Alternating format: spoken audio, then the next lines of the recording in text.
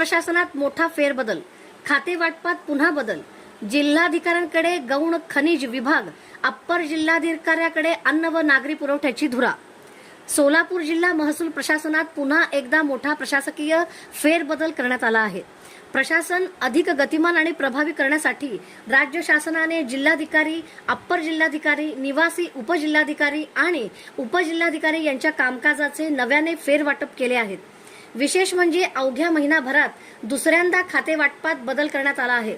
31 जुलैच्या आदेशानुसार गौण खनिज विभाग पुन्हा जिल्हाधिकाऱ्यांच्या नियंत्रणाखाली देण्यात आला असून जिल्ह्यातील विविध महत्त्वाच्या विभागांवरही त्यांचे नियंत्रण कायम राहणार आहे.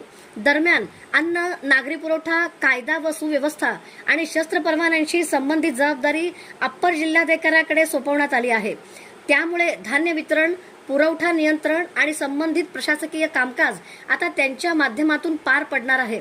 या नवे खाते वाटपामुळे महसूल प्रशासनाच्या कार्यपद्धतीत नेमके कोणते बदल घडतात याकडे आता सर्वांचे लक्ष लागले आहे.